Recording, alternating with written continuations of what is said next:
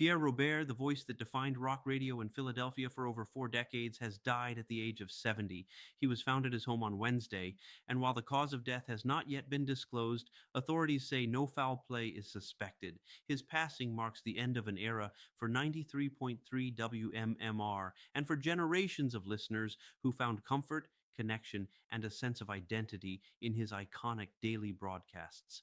Known for his unmistakable greeting citizens, Pierre Robert wasn't just a radio host, he was a trusted companion for millions who tuned in through life's ups and downs. Whether you were commuting, working, or simply turning the volume up to escape, his voice was always there, familiar, genuine, and warm.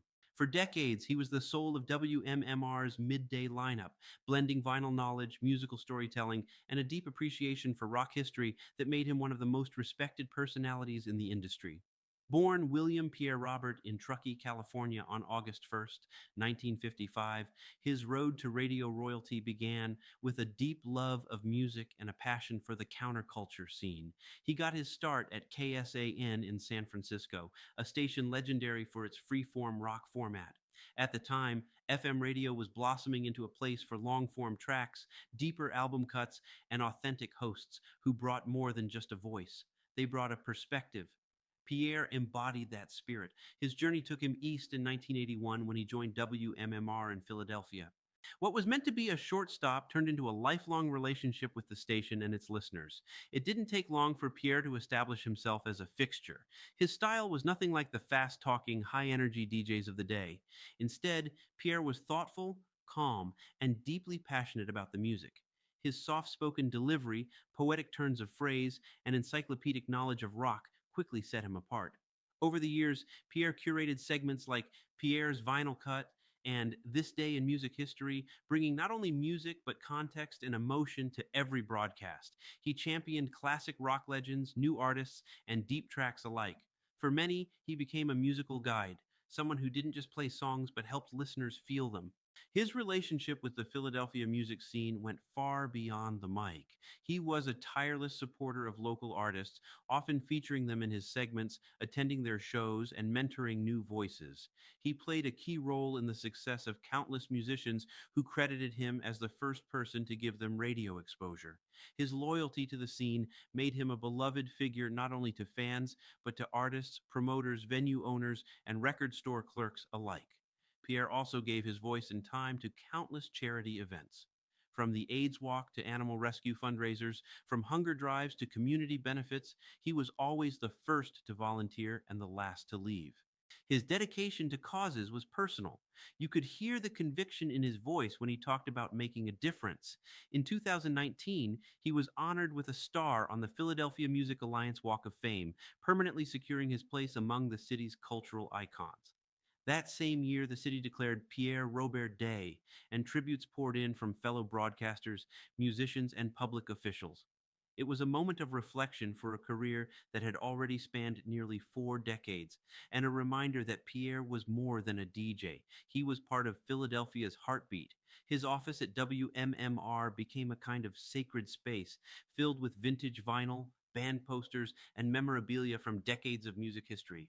Guests who entered said it felt like stepping into a curated time capsule of rock and roll, and yet Pierre never treated any of it like a trophy. He was always more interested in the story behind the item than the item itself. To him, music was about people and about connection.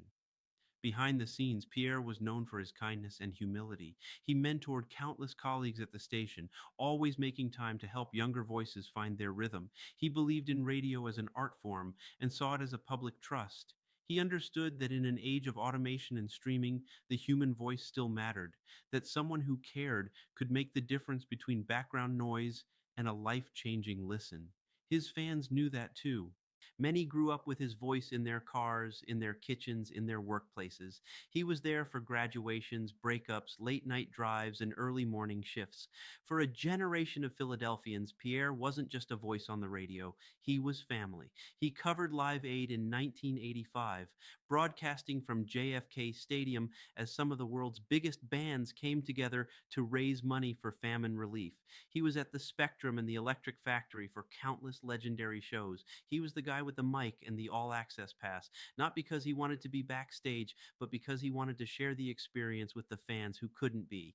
Even as radio changed through the rise of satellite, the internet, and podcasts, Pierre stayed true to his format. He embraced technology, sure, but never at the expense of authenticity. His show remained live, personal, and present.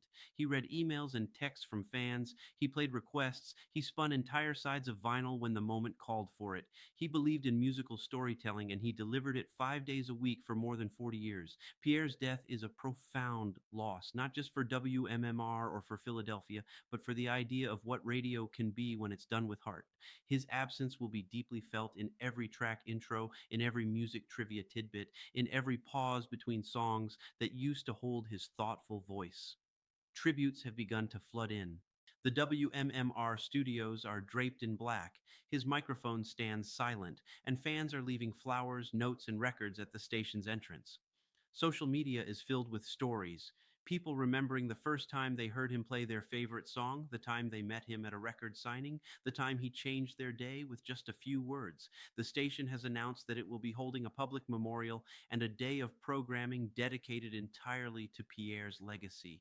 Former colleagues, musicians, and fans will take to the airwaves to share memories and music in his honor. It will be a celebration, just like Pierre would have wanted. He is survived by his sister, friends, colleagues, and a listening audience that span generations.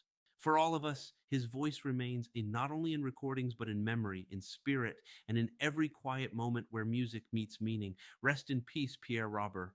Your citizens heard you loud and clear and will never forget you. We follow breaking news, so follow us and subscribe to stay current.